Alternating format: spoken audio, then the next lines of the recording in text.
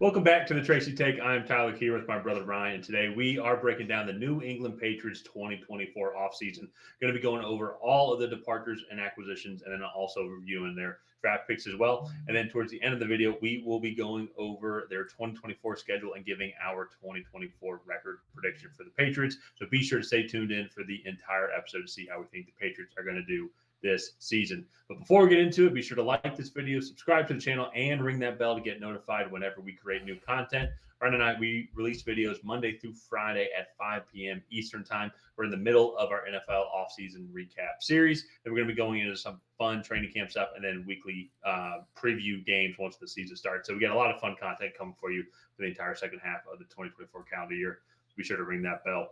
And Ryan, thanks for pulling up these stats here. So these are the team stats for the 2023 season, and it really is a kind of a tale of two sides of football. One side Yeah. was really good, top notch, tried to keep their team in games, and the other side sucked really bad. Do you know which side that was, Ryan?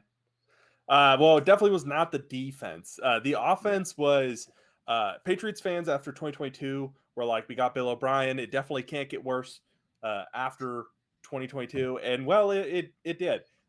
They were one of the worst offenses in just about every single category. Total yards, passing, we all know the frustrations with Mac Jones and Bailey Zappi. Both of those guys will not be on the roster in 2024. However, I will say the supporting cast and this offensive line took a long time to get figured out. And at that point, I think the damage was already done for those guys to kind of get ready to play. That there was really no saving this offense, and it just kind of continued going down. I think you looking back at that Saints game where they got shut out like 34-0. The Saints were not 34 points better than that team. I think this team kind of quit in the middle of the year because they were so stunned at how bad that they were doing. And so like this offense, and I'm not trying to be look at it with a half glass full mentality. But like this offense, it really cannot get worse from here. Like unless you just become 32nd in all of the categories, like they've taken measures to kind of improve things throughout this offseason. But yeah, last year was a rough year as a Patriots fan, losing games 7-0, 6-0, 10-7, 10-6. Like it was a really bad offensive performance just all around. And then I think you look at the defense, and they did this. They were a top 10 defense with their two best players, Christian Gonzalez and Matthew Judon, out for a large majority of the year. I believe they both went down with season-ending injuries in Week 4 against Dallas, and so like they were still the 7th in yards allowed with a horrible offense. And being put in horrible situations. Passing, they were still really good. I think there's a few young corners on this team that we can talk about a little bit later that are showing some promise in the passing defense that are not named Christian Gonzalez. They were the 4th best rushing team in the last 10 games. They were the number 1 rushing defense in the league. Yeah. They were really, really good. I will say Matthew Judon is a great pass rusher. However, when Anfernee Jennings was in there, he was a much better edge setter. Devon Godchaux, Christian Barmore both had really good seasons for them. And with that being said, Anfernee Jennings is not the pass rusher, so they did not do well in sacks, and they didn't generate a lot of turnovers. I think part of that too was teams could just play conservative against them because they didn't have to take big risks because this Patriots offense was going to give them a few turnovers here or there and put them in some situations to do well. So I've been talking a lot. What are kind of your impressions based off of these numbers, and anything stick out to you? Well, the thing, I mean, so from an outsider looking in, I almost feel happy for Mac Jones to be out of that organization. Yeah, he had a good rookie year, but even into looking at last year and then this year, just offensively, they gave him feel like nothing to work with Yeah. at any point. And then even their top 2 receivers who are like Kendrick Bourne's a fine receiver. I wouldn't say he's a world beater, amongst the entire receiving class. But even then, when he went down, then like they had nobody else really for even him to throw to, and then I just think that he wasn't set up for success. And then and it's kind of bigger, like to expand that as well. I think the entire offense really wasn't set up well for success. It's like their big offseason acquisition was Juju Smith-Schuster, and be like, Jacoby Myers was a solidified kind of, I don't say star receiver, but top receiver in the league. You can easily rely You, on him, just like how you did in 2022. I And then think Juju Vegas Smith-Schuster showed. I think Vegas showed exactly what Jacoby Myers is, and that is a very high end number 2 receiver. yeah, He can get separation in short spaces. He's not going to be a burner deep down the field. He can make contested catches, but he's not a number 1 receiver. And then they traded him out for Juju Smith-Schuster, which was just a flop of a move. So, yeah. speaking of people leaving the New England Patriots, let's get into the departures here. So, I'm not going to lie, some of these I'm happy to see go. You mentioned Mac Jones. I wish Mac Jones the best, but it was time for him and the organization to go separate ways. They both were done with each other. Trent Brown at like week 14 or 15 was saying in the locker room that he can't wait to go play for a different team next year, which like you can't have that in your locker room. Also, just character wise, I like don't want anything to do with him. Cincinnati's already complaining about his weight. So like those two guys, I think I don't want to say good riddance, but like those were expected departures. We're not really sad to see them go. Some of the ones that I was a little sad about, Mac Wilson, he played a decent role as just kind of a rotational linebacker, could play over the middle of the field in coverage with Jelani Tavai or Jawan Bentley. He could line up as like a speedy edge rusher as well. I'm sure he's a So linebacker. It says he's a yeah. receiver. Oh yeah. Sorry, I put wide receiver there. He is a linebacker. Oh, okay. My fault. Open Cap has him as a receiver. Yeah, He's he's a linebacker. Yeah. So over the cap's wrong. Yeah, over the cap is Okay. wrong. Pharaoh Brown, Yeah. the tight end. Wow, he wasn't a possession receiver. He was a really good blocker and had some big plays as a tight end. Uh, and then Ezekiel Elliott, he just was good in short yardage situations for the Patriots and good running back depth behind Ramondre Stevenson when he was dealing with some nagging injuries. Giving the ball to Zeke, again, not the great Zeke that he used to be, but just a solid running back that was there. And then Miles Bryant and Jalen Mills, both of those guys gave them a few quality games last year at the cornerback position when everybody went down. And so losing that depth there, they do have some young guys we can talk about later on why they didn't bring those guys back. But those guys there, they gave you some quality reps. Yeah. No, and those were going to be the names that I brought up to just that secondary spot. But even then, it would be you still have Christian Gonzalez. You still have a good front that's coming back as well. Matt Judon's coming back also on that front line. So, Yeah. but everybody else, I agree that I think that it's. I think it'd just be a wasted roster spot. Obviously, no reason to keep Mac Jones, and I think trading off for him, just get him off the roster spot, knowing that you're going to go get Drake May here. And so, but in general, though, I will say, because the question I have for you, when you look at this, guys are still free agents. Is there anybody here that you want the Patriots to re-sign? No, a lot of these guys have aged out, like Devontae Parker, Riley Reif, Adrian Phillips, Lawrence Guy, James Ferentz, and Connor McDermott. They're all on the older side. James Ferentz and Connor McDermott have also struggled the last couple seasons, even in like practice and in preseason games. So no, there's not really anybody there. J.C. Jackson is interesting to me if they want to go and get another outside corner because he can play.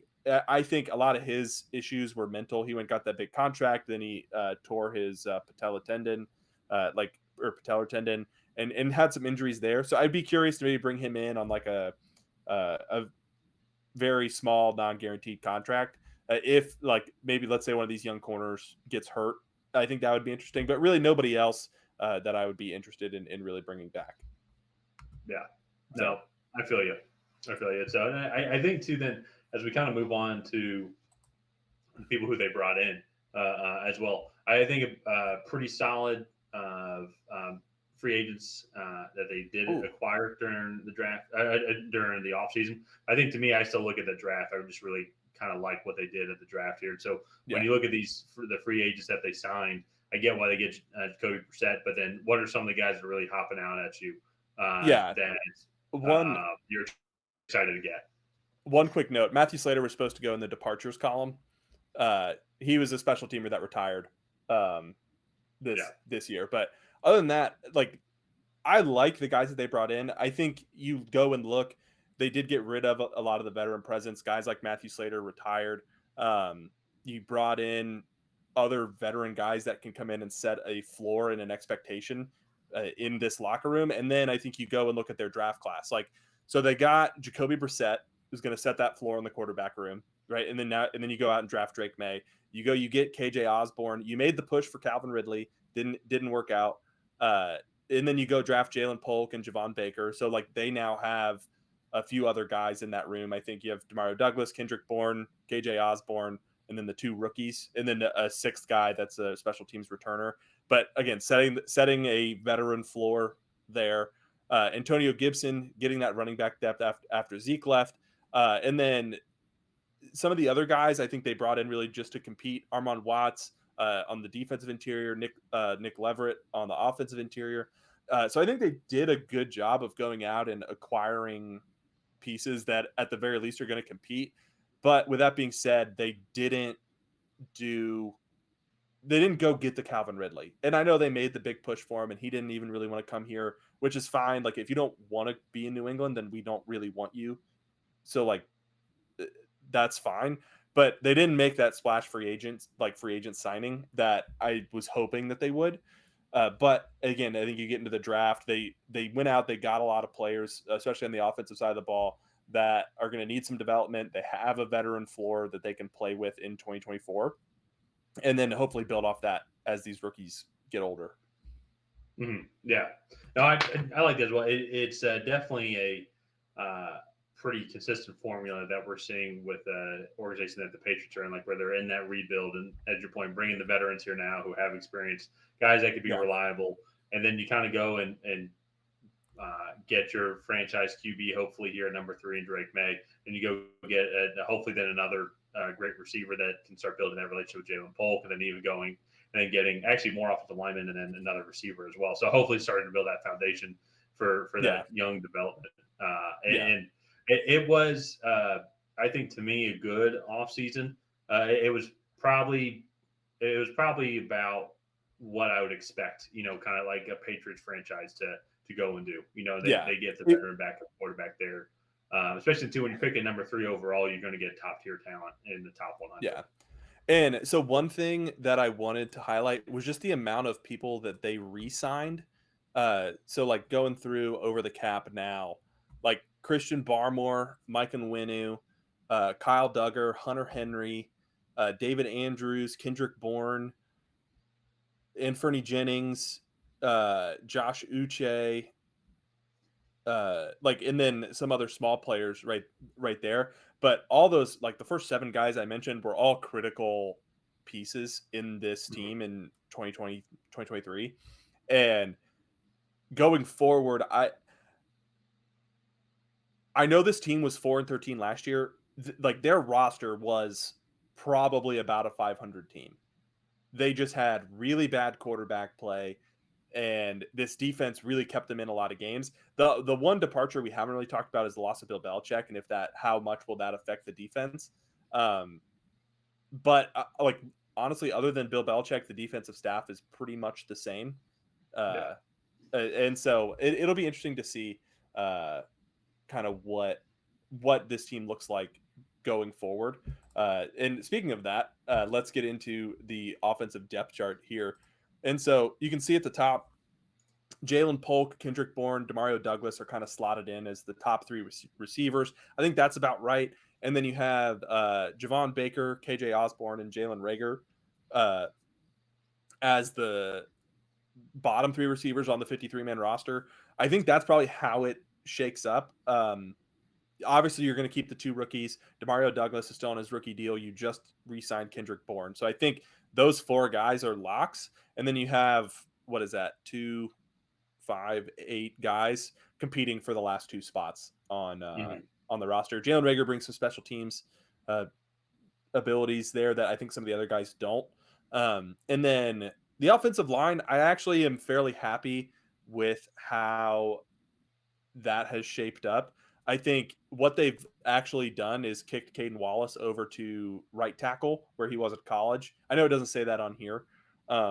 And then Mike Nwinu has played right guard. Then you have David Andrews at center, and then City So, who was one of the best rookie offensive linemen last year according to PFF, is playing left guard. So I'm actually pretty happy with that, and they have Chukes Okorafor at left tackle, which I'm satisfied with that front Yeah, five. I think one of the podcasts I listen to, they always talk about how like you want to try to get your best five linemen out there, and I think Caden Wallace is one of their best five offensive linemen. I just don't know if it's at left tackle. gotcha. Now, where's Cole Strange going to be playing? He's probably gonna. So he tore his ACL in week 14. He's probably gonna start the season on the PUP list. I have a bold prediction that he might be done as a Patriot. I Yeah, think this regime, they were all in the front office when he was picked, and apparently they all did not want that pick, yeah, and yeah. so I could see him potentially being done as a Patriot. The legend, the legend. We'll have to see. That'll have to be the storyline. That we'll have to watch Yeah, that the entire offseason. But I think that's probably is going to be the. I find it interesting here just that they have Jacoby Brissett as the starting quarterback over Drake May. I don't think you take Drake May at number 3 and then have him sit behind Jacoby Brissett. But that's just me. I think the biggest thing is going to be just how this offensive line develops because if they're able to do that, I think Ramondre Stevenson is one of the more underrated running backs in the league. And I just feel like he's been just on some poor running New England Patriots teams during his yeah, tenure there. And so, because he's coming into this is his contract year too, I believe. So if they're yeah. going to He want to wants an extend him, extension, which yeah. I want to extend him. Oh, but that's what He's earned it. I think if they get a solid offensive line in front of him and then just get a solid passing game, I think that he could have a really good season just kind of now within Yeah, his veteran experience that he's gained. But how the offensive line shapes up, I think also too how that receiving room shapes up are going to be the two storylines for me. When we move on to the defensive depth chart here, Oh, hold on, wait. Sorry. go ahead. To me, there's three storylines: the wide receiver room, offensive line, and then this quarterback battle. From what we heard out of OTAs, Drake May and Jacoby Brissett were basically splitting reps 50-50. So Yeah. that'll be kind of interesting to keep an eye on. We can talk a little bit more about when Drake May should start later on. So Now, okay, but yeah, yeah, I mean that's my opinion on when I think Drake May should start. So, but so I think you have a we'll lot of moving parts on the offensive line that you yeah, may want to we'll figure get out to that. before. We'll get to that in a second. Let's go to the Okay. defense depth chart. I think the defense depth Okay. chart for me, I think it's almost like I don't see. I think that's the starting lineup. I mean, I just think there's a lot of Yeah. just great pieces. I think both the starters and the second string. I think you guys are good there. Yeah, we drafted 7 offensive players out of 8 total picks, I believe, Yeah, and that is, I think, completely accurate because I think you look at the like starters and second string, all of these guys would probably start on most other rosters around the NFL, yeah, and so this defense should be really good. I'm looking forward to what they're able to do. Hoping Matthew Judon can stay healthy, Christian Gonzalez can stay healthy. I'm really excited about Alex Austin and Isaiah Bolden. I think both of those guys should make roster pushes for and contribute fairly significantly. Jonathan Jones is getting older, but he is primarily a slot corner and has been forced to play outside in the latter years of his career because they haven't had another outside corner yeah, for a little while, and so now they have Alex Austin, they have Isaiah Bolden, Marcus Jones is similar stature to Jonathan Jones, so both of those guys can go play their more natural positions, and I really like how the secondary has shaped up. You brought back Kyle Duggar, Marte Mapu, then you brought in Jalen Hawkins as well, who's played a lot through OTAs. So I'm very satisfied with this defense. The only concern I have is losing the mind of Bill Belichick. Is how big of an impact does that have on this team? So yeah. No, that's going to be the biggest loss because obviously, I mean, I still think he's one of the greatest coaches of all time. But I think it's almost kind of one of those probably the best defensive minded coach. I mean, maybe him or who was Rex Ryan's dad, Buddy Ryan. And so just trying to think of some other coaches out there because it seemed like no matter how bad this team was these past couple of years, they still always had a top notch defense. They just couldn't figure it out on the offensive side of the ball. And Yeah. so that will be interesting. Be curious to see if there is any regression just because of game planning or whatnot. And so I think then kind of with that though, kind of segueing over to their 2024 schedule, kind of breaking down these teams. It's their schedule isn't the toughest. If anything, actually, all the tough games they have, in my opinion, are early on in the season. I mean, Cincinnati, San Francisco, Miami, Houston, and then the Jets. Who knows how good the Jets are going to be? So five really tough games to start out, in my opinion. But then I think it definitely does soften up in this middle portion here from week 7 to week 14. And then you get to play Buffalo twice in those final 4 games, but it's projected that Buffalo's are going to regress also. But who knows? That could be wrong because everybody thought that last year. So when you look at this schedule, how do you think the Patriots Yeah. are going to shape up? Well, they have one of the toughest schedules by win percentage of opponents last year. I do agree. Like, I think you look at the first 6 games at Cincinnati, at the Jets on a short week, at San Francisco. Like, those are 3 tough away games. And then week 2 against Seattle, week 2 against Seattle is very much a winnable game. Week 5 and week 6, those are 2 tough home opponents also. So they'll probably come out 1-5 to start.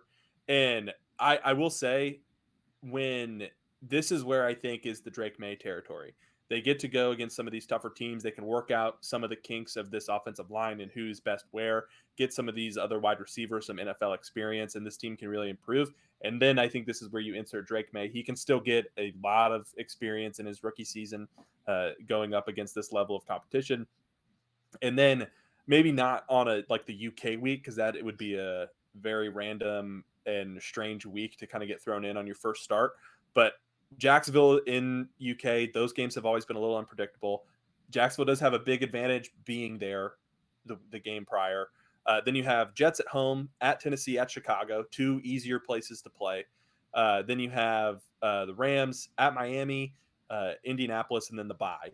And so to me, I realistically think they could win 2 or 3 games in this stretch, up to maybe going 500. I guess 3-4 in that stretch, and then the last stretch at Arizona, that's a winnable game. The Chargers is definitely a winnable game, but Buffalo twice is going to be tough in the last 4 weeks. So Yeah. 2-2 there. I mean, all in all, I think we can kind of get into the record predictions now. Is 5-12, 7-10.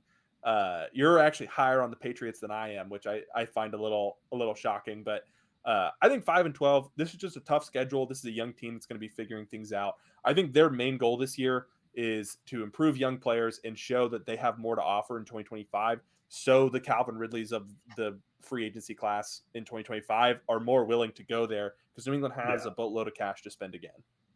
Yeah, yeah. So the reason for me is being higher is it does come with the expectation that Jared Mayo and the defensive system will stay the same. They'll have that same production as well, and they'll still be a top 10, at worst top 10 defense. Uh, because one of their biggest issues last year was just that their offense was completely anemic. It couldn't really figure out how to score at all.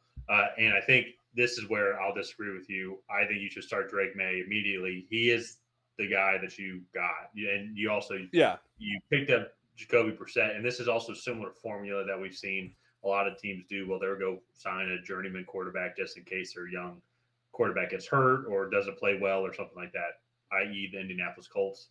Atlanta Falcons did that with Desmond Ritter and Taylor Heineke. One of those situations worked out for the team. I won't say which one, but I think it's the same type of formula. And I think they're going to do the same thing. Start Drake May, and I also think too you have to start Drake May. You don't take Drake May a third overall. Maybe if it was, well, shoot, but I would say, but even with Mac Jones, they did that. Mac Jones started that entire rookie season because Yeah. why start Cam Newton? Because if they're about the same, you might as well start the young kid so then they can get the experience, because that's going to be the biggest thing. To your point, is what does he look like in week 1 versus then week 18? Yeah. And so I think with that, it's going to come a little bit more of offensive explosion. They've also added on pieces as well, such as Jalen Polk. You go get Javon Baker.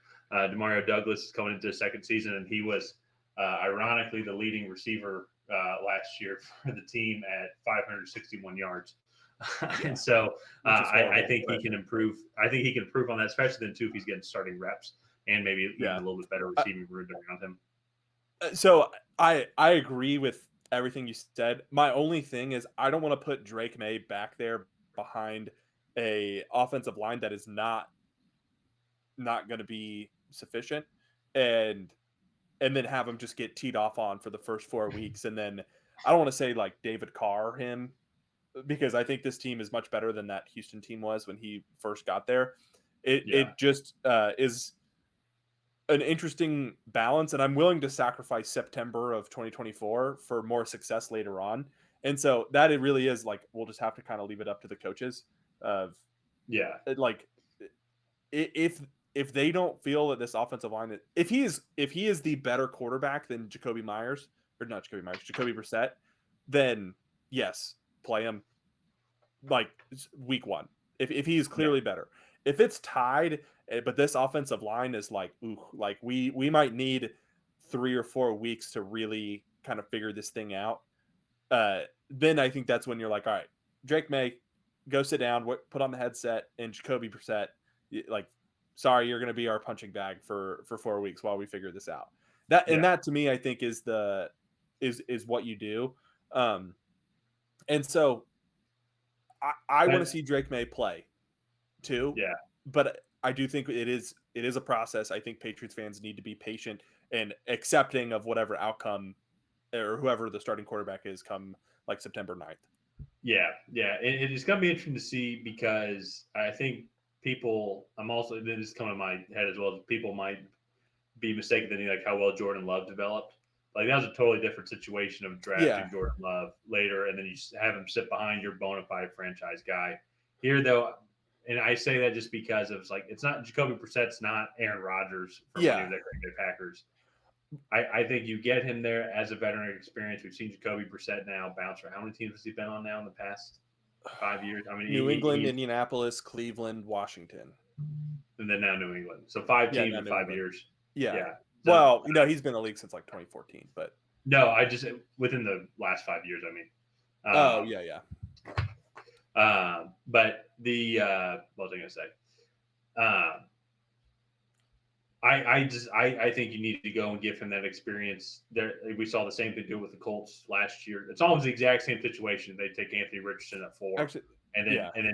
then they have Gardner Minshew uh, Yeah. in the as backup just in case. So there's still that competitive advantage that you can go and get. I get your point. I don't want to see him get hurt either.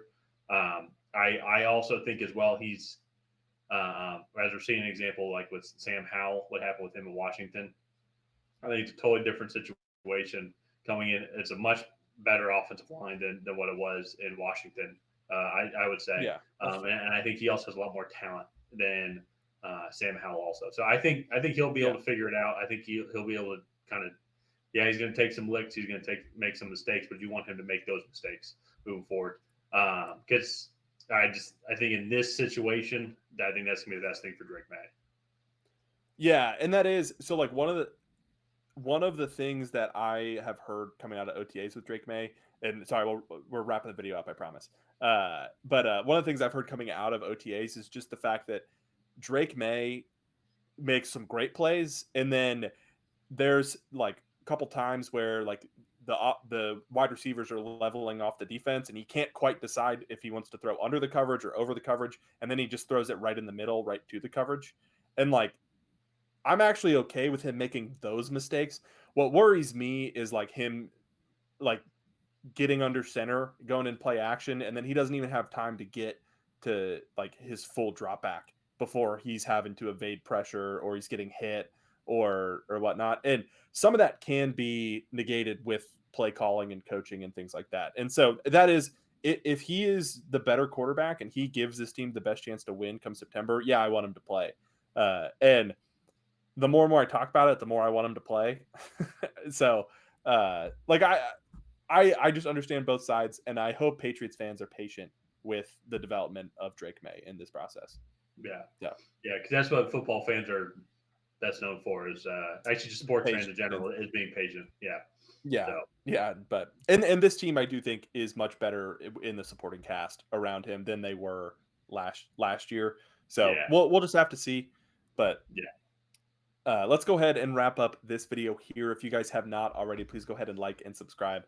Leave a comment down below on what you thought of the New England Patriots 2024 offseason. Did you love it? Did you hate it? What would you have done differently? What do you think their record will be? And on that, we will see you guys next time.